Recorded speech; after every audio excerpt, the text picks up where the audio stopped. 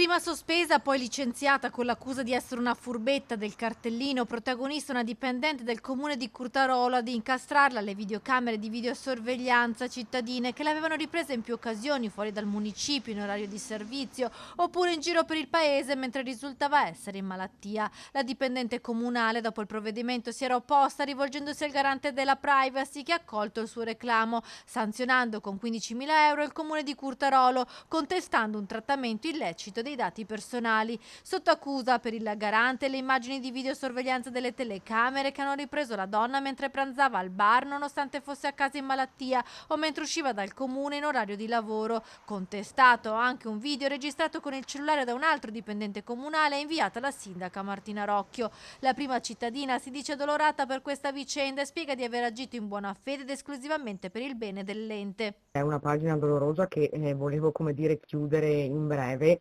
Chiaramente sì, diciamo che sono questioni annose perché ci siamo andati insomma avanti molti anni.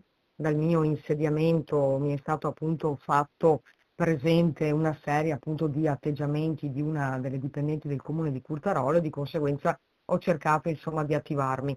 E quindi sotto questo aspetto ho cercato di fare nel mio, come dire, nel mio piccolo insomma degli accertamenti che poi chiaramente io ho dato e ho conferito solamente all'autorità giudiziaria. La sindaca ora è intenzionata a pagare subito la multa per ottenere una decurtazione del 50% della somma, una decisione presa innanzitutto per tutelare il comune e fare l'interesse dei cittadini. Quando si opera per il bene comune e per il bene anche dell'amministrazione comunale, dei dipendenti, insomma di tutta la struttura, io ho cercato sempre di farlo chiaramente nella buona fede, che comunque almeno questo è stato rilevato dal garante. E vabbè, chiaramente ora insomma eseguiremo quello che sarà necessario fare.